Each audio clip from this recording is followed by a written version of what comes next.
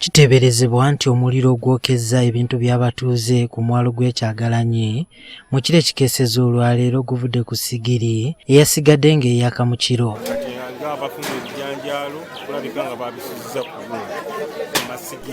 Amayumba g'abatuuze 26 tegalutonze.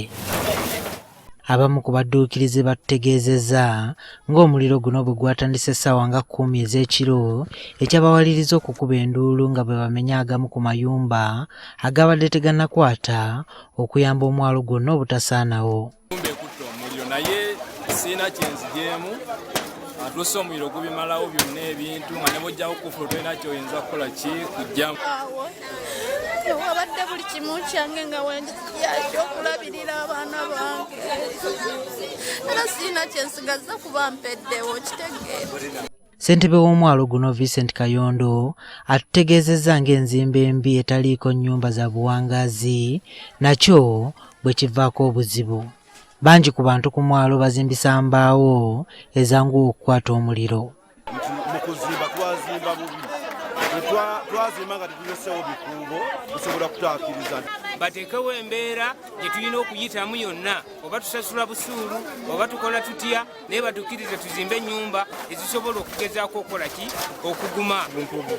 Bagenzi bayungayunga obugenzi obuziba ebika tugenda bulongoosa ensambyedemu okubeera nga buli.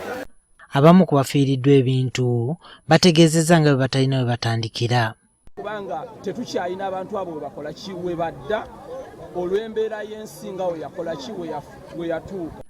Poliisi etegeezezza nga bwekyalina okusoomooza ku obutaba na byuma bizikiza muliro e Kalangala. Kalangala ekuze tulina buli kintu kyonna bwe tulina ffe emmotoka ya fire brigade naye beerewo esobola kutuyamba okuzikiza emirimu.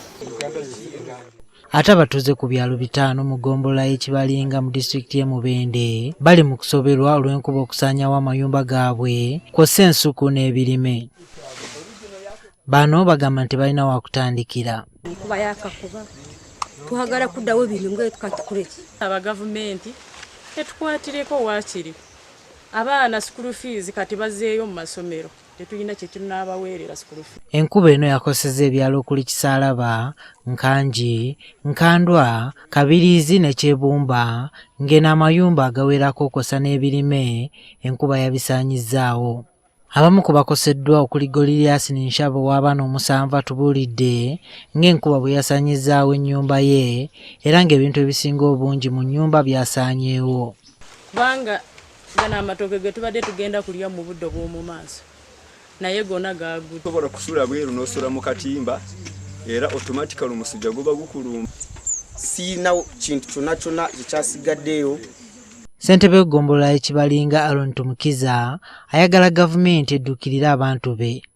Bali mu kuzimba obuyumba mwe basobola okubeera obwakaseera mabaati gaaweddewo gaayulise tebalina buyambi bwonna.